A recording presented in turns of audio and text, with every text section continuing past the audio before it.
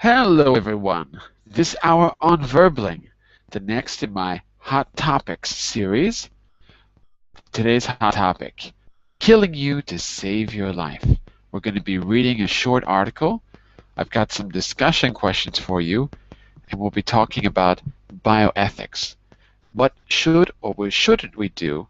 What are the limits of helping people in the medical profession? So we'll be talking about that in just a minute.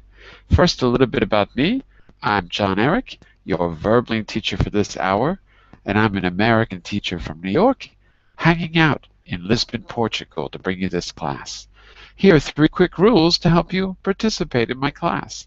Don't forget to turn off, tune in, and open up, which means turn off your microphone when you're not speaking so we can keep the classroom nice and quiet. Tune in to the new words you're learning when you are speaking so I can give you feedback and you can learn. And finally, open up to your classmates. Relax and have fun. We're all here to learn, and this is a safe and respectful place to practice your English. I'll put this on the screen, but you'll probably notice that I've shared a document with you, an article. First, let me put it in the chat window. There you go. And now let me put it on the screen. Whoops. Here we go. All right. So when you open it, you will see Hot Topic, Killing You to Save Your Life. I'm going to share a version of it so that we can change the text and highlight certain words, but the one that you'll open is in the browser. Okay, so I'm not going to really touch that one. Let's say a quick hello to, let's see, Anatoly. Nice to have you. How are you? Hello, I'm fine, thank you. How are you? I'm pretty good. Anatoly, where are all your friends and colleagues? Oh, we are waiting them. Oh, they're waiting. What are they waiting for? We're going to start without them. Let me start with a question. Look at the picture. Look at the picture for a moment, and look at the title, and tell me, what do you think the issue is? Take a look at the picture, and what do you notice about the picture? Anything unusual? Yes, it looks like a doll, like Right. a fish and body. That's right. A doll or a mannequin, we can say. A mannequin. Yes. Right? So, what do you think's going on in the picture? What do you think's going on in that situation? Maybe it is a different way to recover body, to put, to construct body, maybe. To construct a body? You mean like they're creating a new human being? No, I mean, for example, if somebody broke's leg, doctors put to that legs something like stick. They can put a, we say, a cast. You can put a Okay. cast on your leg. In other words, you set the bones in place so that they heal. You set them in place by putting a cast, not a stick, a cast. Cast. Okay. I'll put that in the chat window as well. Yeah. Well, think about the title, Killing You to Save Your Life. What if, instead of a mannequin, that was a real human being, and those were students? How would you feel about that? Because I think that's where we're going with our title. In other words, how far should we go to save the lives of others? Should it include possibly killing ourselves? So, in other words, would you undergo, there's a thing in the United States, at least when I was a kid, I don't know about now, you could go to Johns Hopkins Medical Center, and for a lot of money, By the way, I don't know if this is a true thing. This is just what I remember when I was a kid. I don't know if it actually happened, but uh, I remember hearing about this. You could get paid. Uh, well, let me start with the real thing.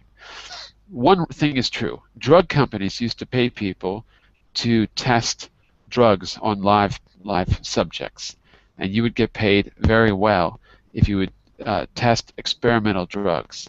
That's a true thing. The famous case was uh, the filmmaker, I think it's what's his name, Roberto Rodriguez, who made his first film from money he got partly from doing those drug experiments. And the film was El Mariachi. So he got like close to $10,000 and he made a film with it.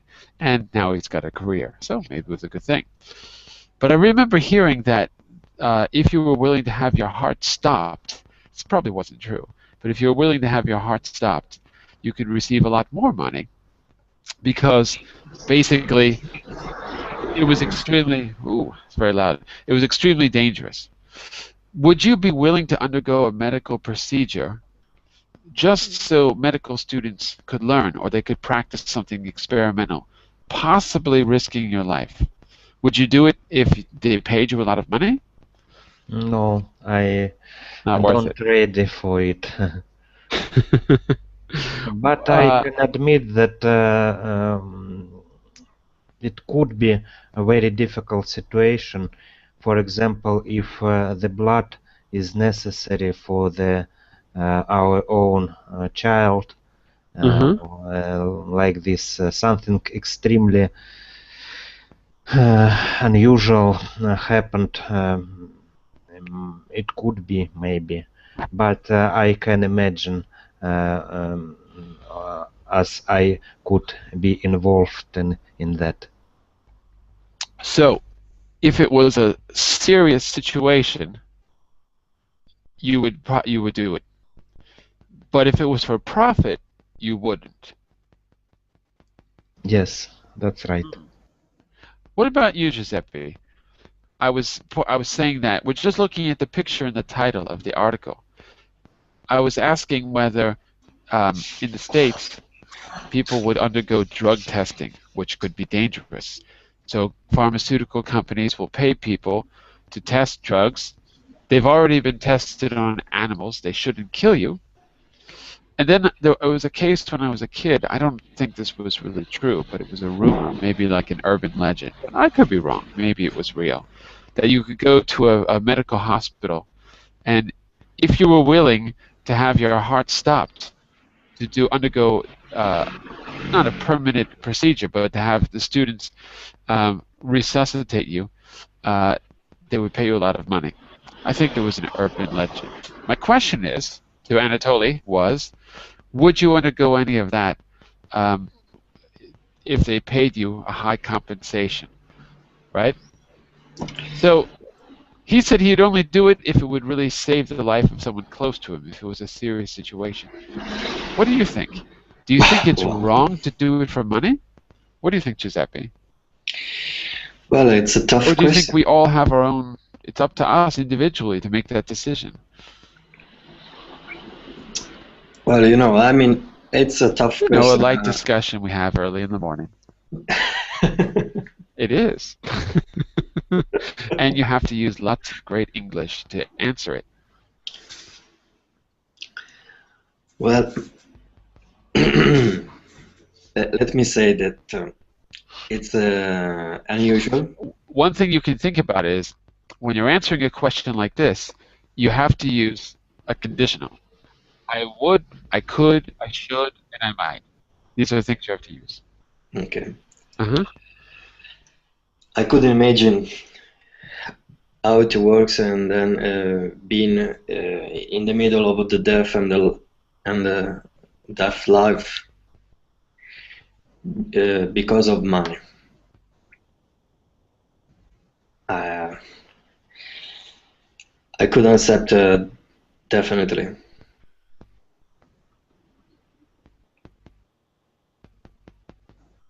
Can you hear me? I can hear you. You can't hear whom? Angeli. I can hear Giuseppe. You cannot hear Giuseppe. No, I can hear because he asked, "Can you hear?" Oh, okay. Oh, we have a delay. We're all on slightly different times, I think. So, Giuseppe, we can both hear you, but I think you're hearing me later than I'm speaking or something. Well, maybe there is the but I hear you perfectly well.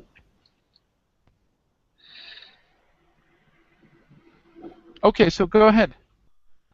So I was saying that I could imagine this is sort of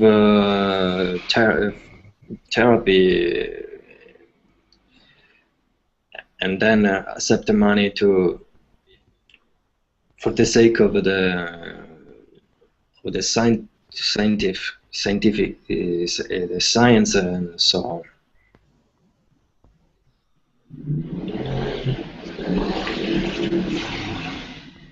So you think it's okay to get paid to do an experimental procedure? You think there's no ethical problem with that, right? No, for me it's not doable. I mean, it risked the life of a person to. It's not viable? Yes, it's not viable. But. Viable. But it's not wrong. Yeah, of course. At the same time, it's not appropriate to test the animals. You know, in Italy, we made we had some arguments about killing the animals to test medicine or therapy and so on. Yeah, it's a serious issue. Animal rights. Yeah. Okay, well, let's do this. We've got a very bad delay in the classroom, so I don't know. So we might hear each other at different times. I don't know what to do about it. But let's do this. Let's take a look at the article. We just warmed up by talking about the topic a little bit. The article is quite short, and we're going to address this question directly. I've also given you discussion questions, which you should be able to see on the second page here. So let's do this. Let's read through our discussion questions first, before we read the article, make sure they're clear, and then go back afterwards and use them as a way to begin the discussion, okay? In the second hour of the class, we're going to talk specifically about bioethics and what it means. And I've got a bunch of situations. After we decide how we feel about this, I've got a bunch of situations in the second hour, kind of thought experiments that we can talk about, try, and whatever language we learn in the first part, we're going to apply in the second part. So that's the plan. So I'd like you to go through the questions, read them, and just tell me if everything is clear, okay? So Anatoly, you read one, Giuseppe two, and so on. Let's read through the questions and then ask me to clarify any vocabulary. Okay? Okay. What is the startling medical experiment that patients might find themselves enrolled in, according to the article? Where is this clinical trial taking place? What is hypothermia? Hypothermia. I might. Do you know what that is, by the way? Well, we'll go back and read. So anyway, we'll get back to that. Go ahead, Giuseppe. Why might so-called therapeutic hypothermia help to save lives? Who is funding this medical trial?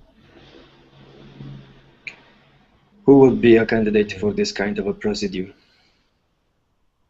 What are the steps that doctors take during the procedure?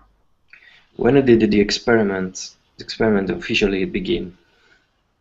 How much success have researchers had with the medical technique when experimenting with dogs and pigs? With How dogs was and pigs. Mhm. So, how was the hospital able to obtain an exception to federal informed consent rules?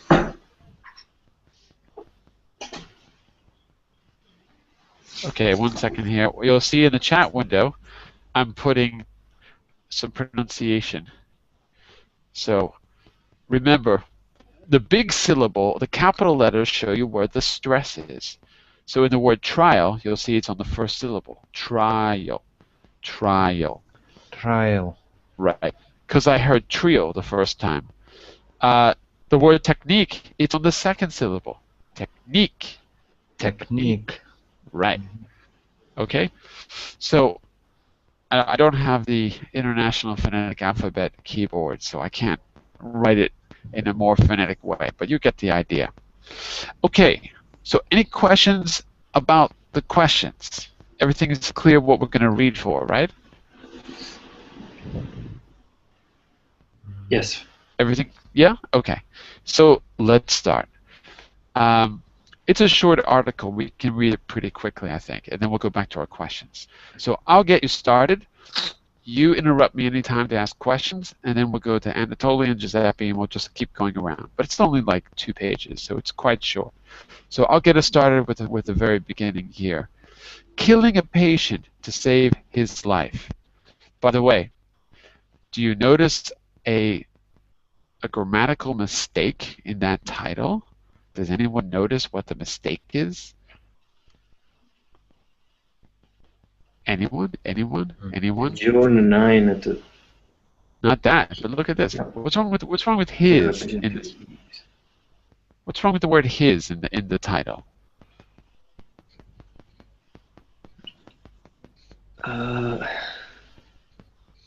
Is a patient only a man? It could be man, and it Or could be her. title. Exactly. So the problem is that this would be considered sexist language. And this is the New York Times. If the New York Times makes this kind of mistake, you can imagine it's a pretty common mistake. So it's wrong to put it like this. Of course, they want the title to be short. So how would we fix that problem? Do you know how to fix it? His and her life, but I don't think that it is right decision. If you're writing their lives. Exactly, their lives. You'd have to say killing patients to save their lives.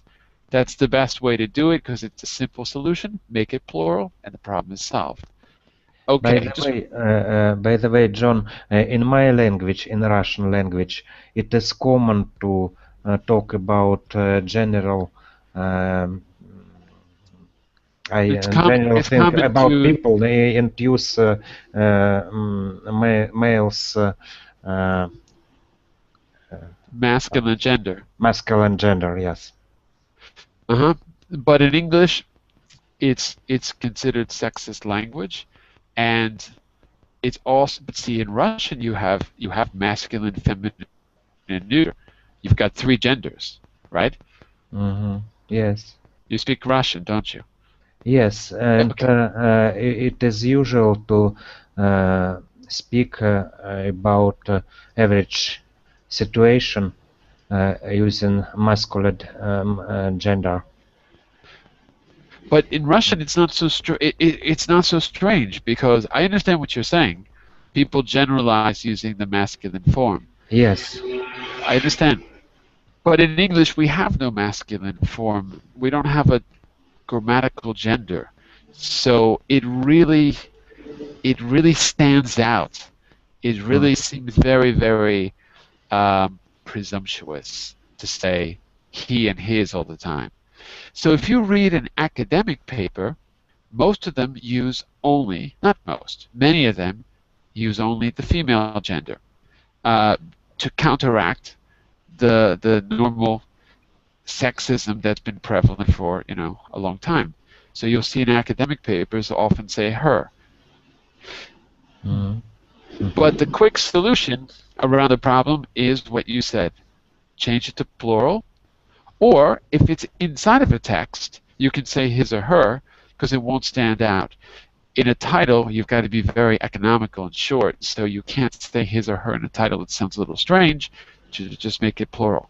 But it's much more conspicuous. It's much more obvious, I think, in English because we don't really have genders. So that's why I pointed out. It's more obvious, more offensive maybe, because we don't have masculine and feminine words. So something to keep in mind. Okay, let me get you started with the article with the very beginning, and then I'll turn it over to you in the third paragraph, Anatoly. So the beginning. Pittsburgh. Trauma patients arriving at an emergency room here after sustaining a gunshot or knife wound may find themselves enrolled in a startling medical experiment. What's trauma? Do we know what that is? Trauma? Yes, Trauma. broke something. For medical condition, you get a brush or you get a problem in the head. Yeah, we usually associate it with like head trauma or something like that. But not just broken bone, it's something serious. Like trauma is emergency room patients. Just to be clear, something serious. Surgeons will drain their, what was it? Oh yeah, surgeons will drain their blood and replace it with freezing salt water.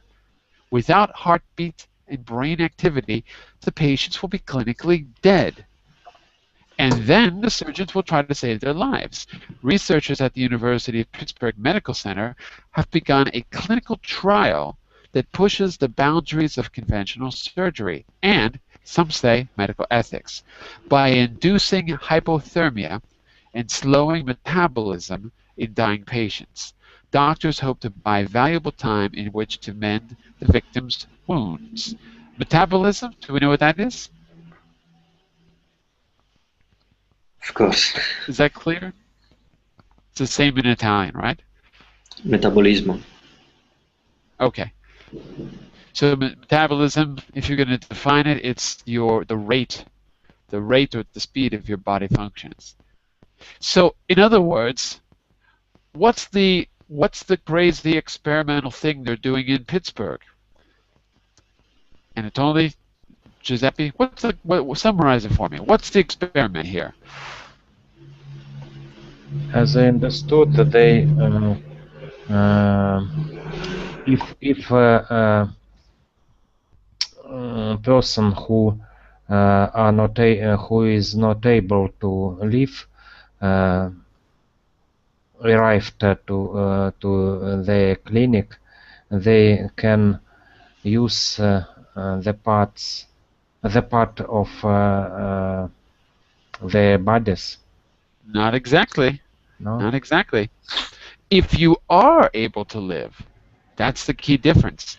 If you are able to live, you are able to recover, they do an experiment which basically kills you.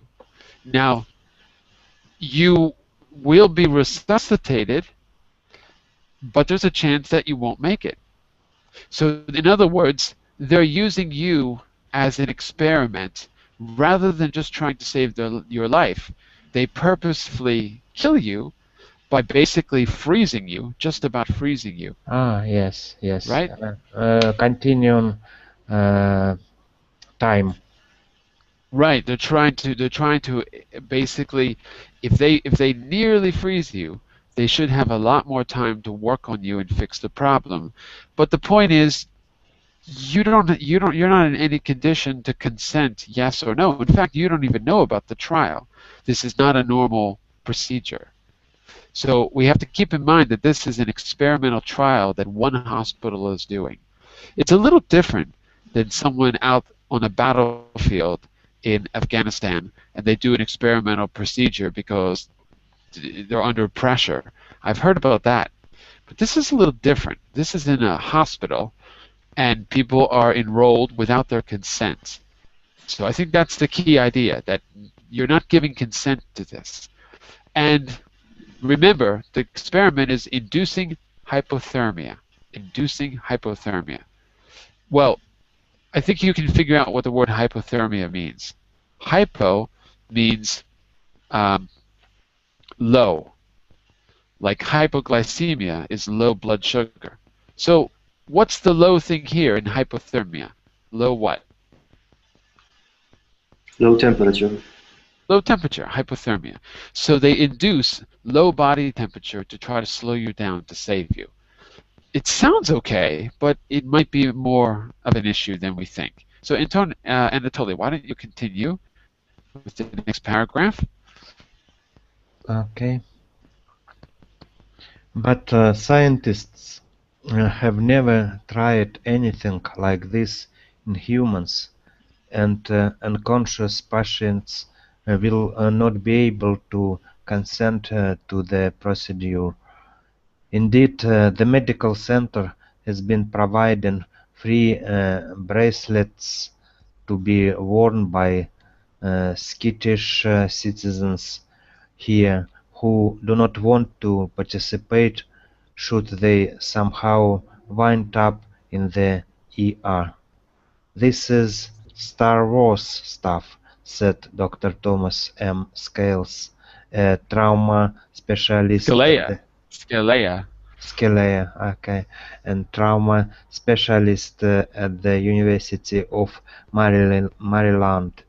"If you told people we would be doing this a few years ago, they'd tell you to stop smoking, whatever you are smoking, because you are clearly lost your mind. Submerged in a frozen lake or stowed away in the wheel well of a jumbo lead at 38,000 feet, people can survive for hours with little or no oxygen if their bodies are kept cold. In the 1960s, surgeons in Siberia began putting bubbles in Wait, snow. babies. Babies, sorry, babies in snow banks before heart surgery to improve their chances of survival. Survival. Mhm. There you go. All right. So we're not going to stop all the way through, but let me just make sure there's first of all, the few words here that are difficult are clear. First, pronunciation. First word that's underlined here. Patience. Patience. Yes. Skittish. Yes. Mm-hmm. Skittish. Wind up. Because it looks like wind, but it's wine. The other ones that you said fine. Babies you knew. Okay. What do you think? This part might not be clear. Do you know what skittish means? Why are the citizens skittish if they do not want to participate? Can you figure it out from the context what skittish means here? If you had to substitute it with a simple word, what would you say? What kind of people are they? You have to use the context to make an educated guess. What kind of people are skittish citizens? What do you think?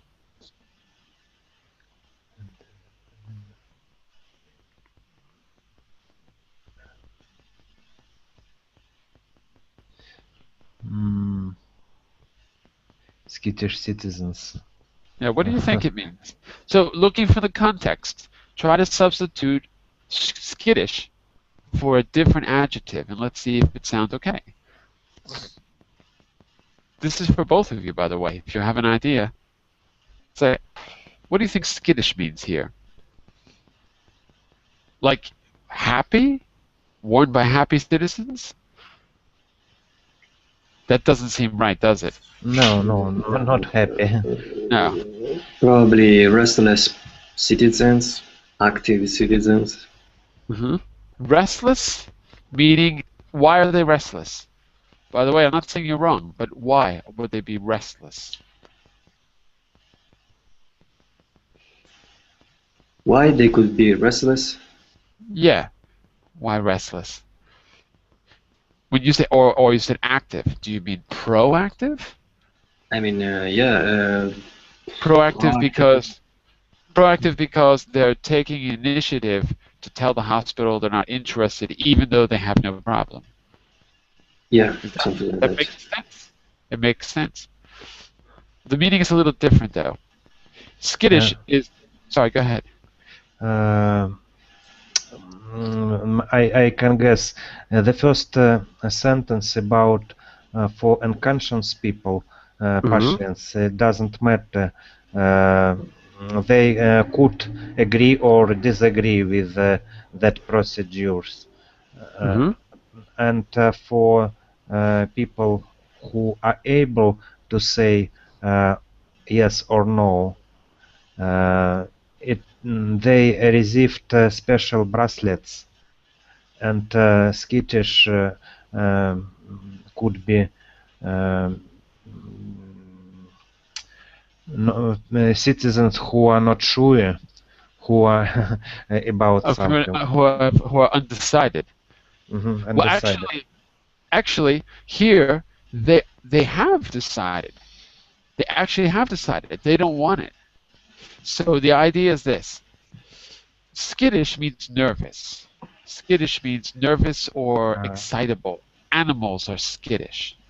mm, So the idea here is that they have decided that they don't want this procedure and they're nervous. They're afraid that someone's going to enroll them without their consent. So they are proactive by wearing a bracelet, just like if you have a driver's license in America. You have to specify on the driver's license whether you're an organ donor or not. If you're not an organ donor, it has to. I think it says nothing.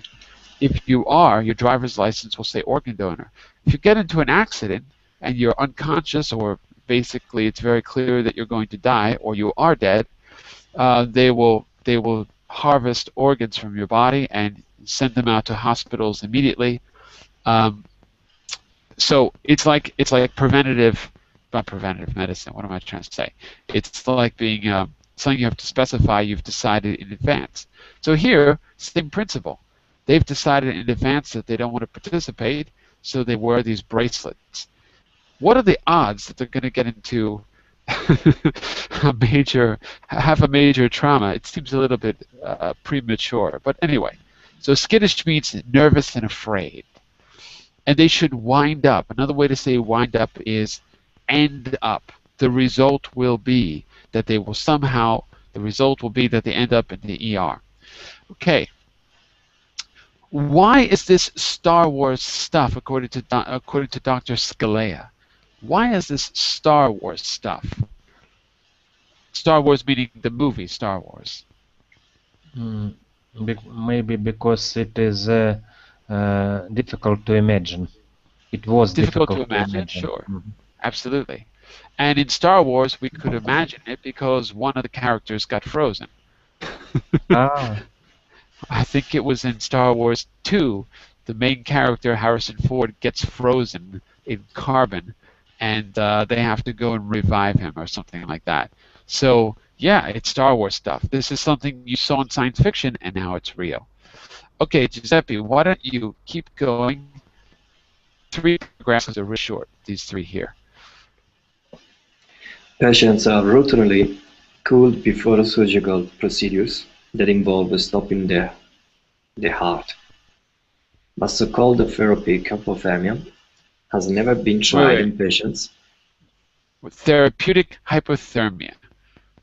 Therapeutic hypothermia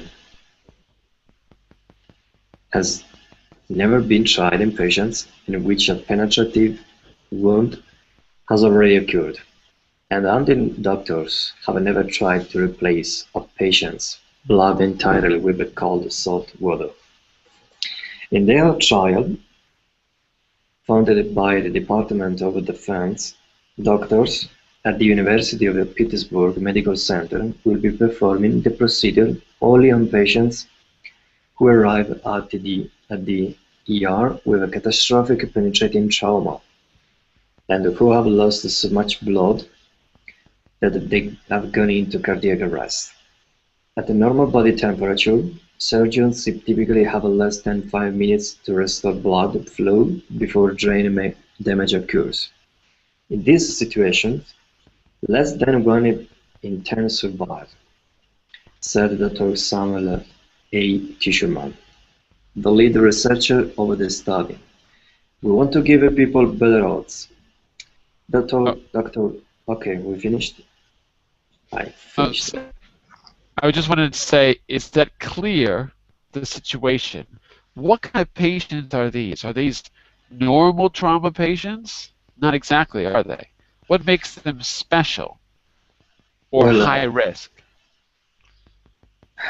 He's talking about a person who has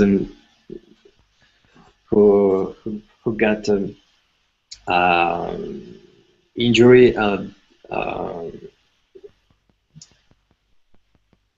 and then he is lost in his he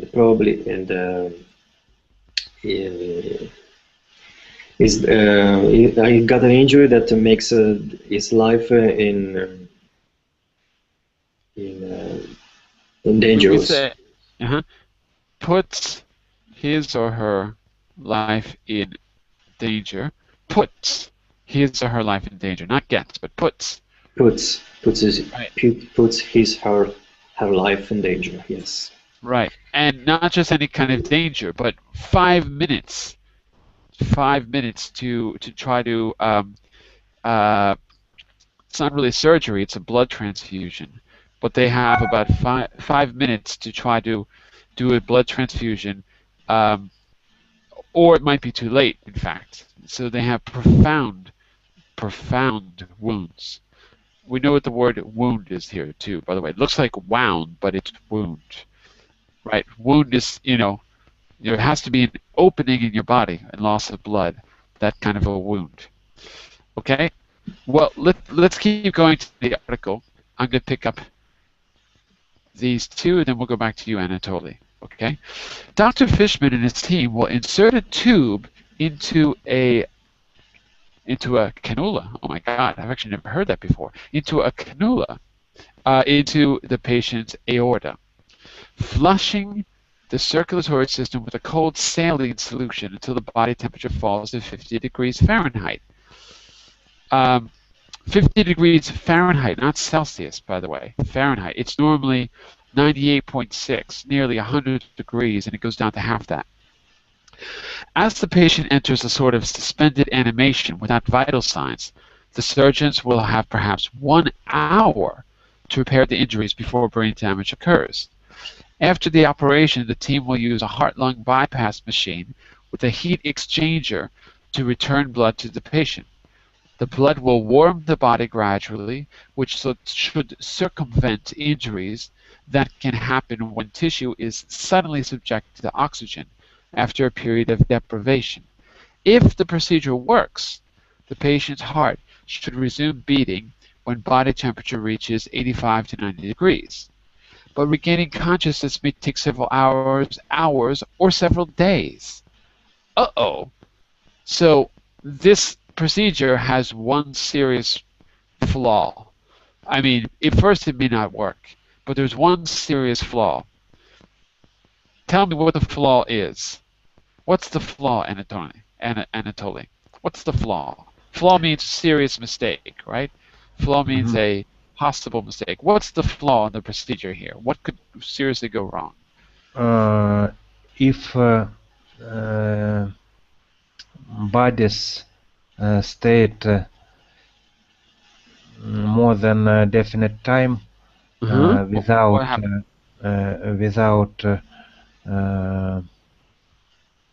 where is it? Without blood and the temperature could uh, fall to the definite level. Well, they're going to lower the temperature deliberately. So they're going to make the temperature go to half of what it normally is. It's normally almost 100 degrees Fahrenheit. That's 30, what is it in metric? 56, 56, 36, 57. 36.7. So that's 98 degrees in Fahrenheit, 98.6 degrees in Fahrenheit. So they're going to deliberately reduce it to 50 degrees, whatever that is in Celsius. So it's pretty cold. They're going to deliberately reduce it. That should give them, instead of 5 minutes, 1 hour. But what could go wrong? What's the flaw here?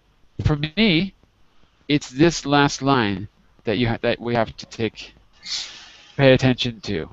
Regaining consciousness may take several hours or several days. So what does that mean? Ethically, what does that mean? Do we know if the patient is okay? No, we don't know if the patient is okay until he regain Consciousness. consciousness. Right.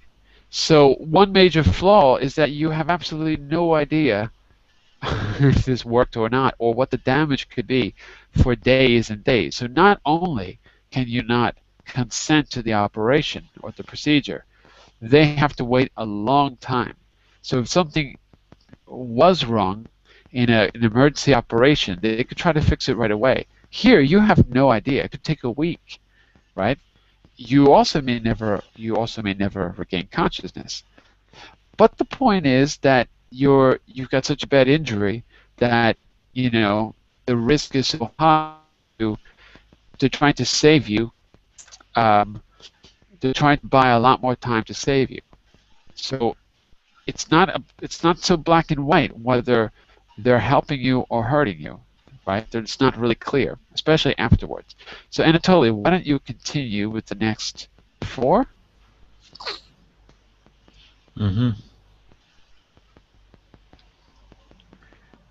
Okay. Dr.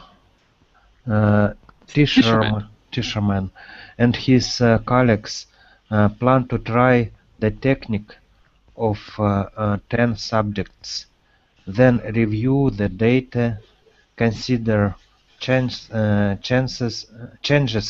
in their approach, and enroll another 10. For every patient who has the operation, there will be a control subject for comparison. That means that there'll be a trauma patient who does not have the operation, right? There'll be a control subject. So that means they have to compare. So that means they even have to decide who gets it and who doesn't. There's another ethical issue. Sorry, go ahead. Okay. The experiment officially began in April, and the surgeons predict they will see about 1 qualifying patient a month. It may take a couple of years to complete the study. It may take a couple of years to complete the study. Citing the preliminary nature of the research, Dr. Tischerman declined to say whether he and his colleagues had already operated on a patient. Each time they do, they will be stepping into a specific void. Good.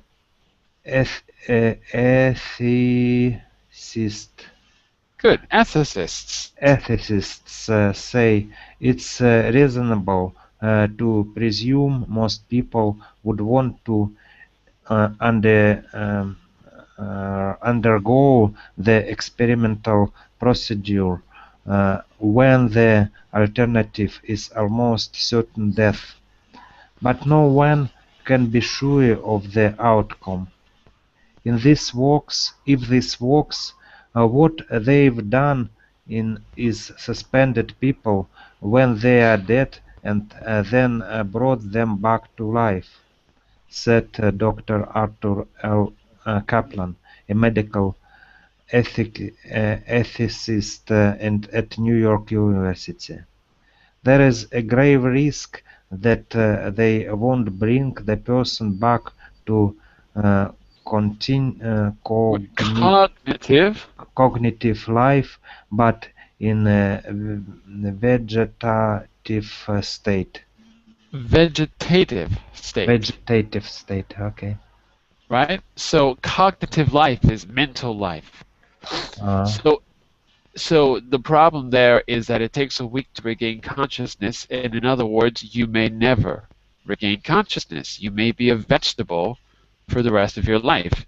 So the problem there is that they may save your body, but you'll basically be brain dead, right? Especially if it's going to take a week for you to recover. Well, you just might not recover.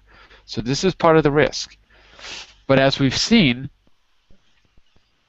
you're so likely to die anyway that they think it's worth it.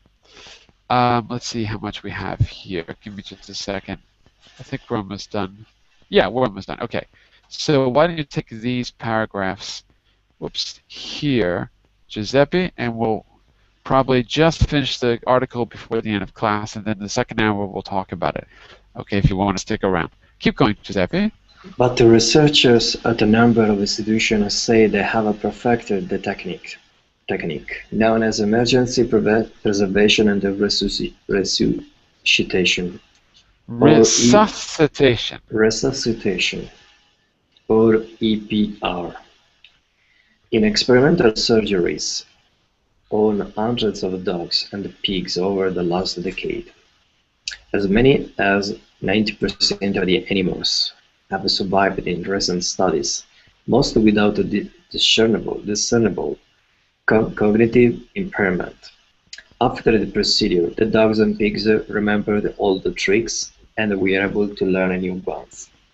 From a scientific standpoint, we now know the nuts and bolts and that it works, said Dr. Arzan B. Alam, chief of general surgery at the University of Michigan Medical Center, who has helped perfect the technique in pigs.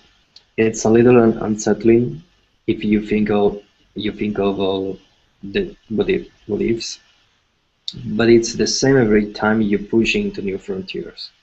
He added, you have to look at the risk and balance it against benefits.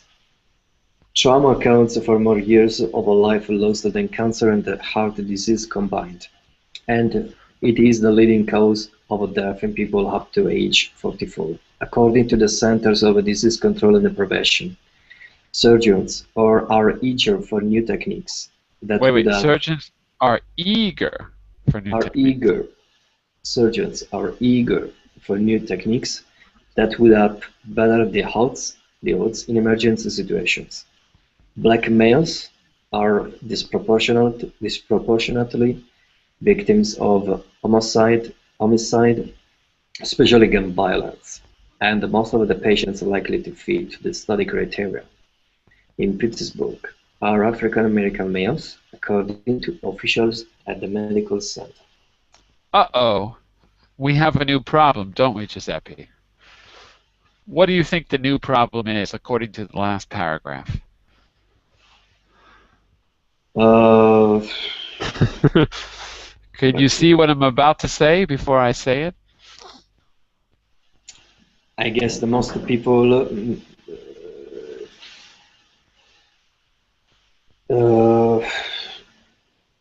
maybe it's not obvious. My question. Go ahead. Sorry. Go ahead. I think is relating to the person who are likely to accept this method. Exactly. What's the possible risk here? What's the possible risk if most of the patients are going to be African American? If they're mostly black males, what's the risk of doing an experiment like this? Well, the risk is probably referred to racism Exactly. It's going to be because pretty hard not to be racist. It's going to be pretty hard.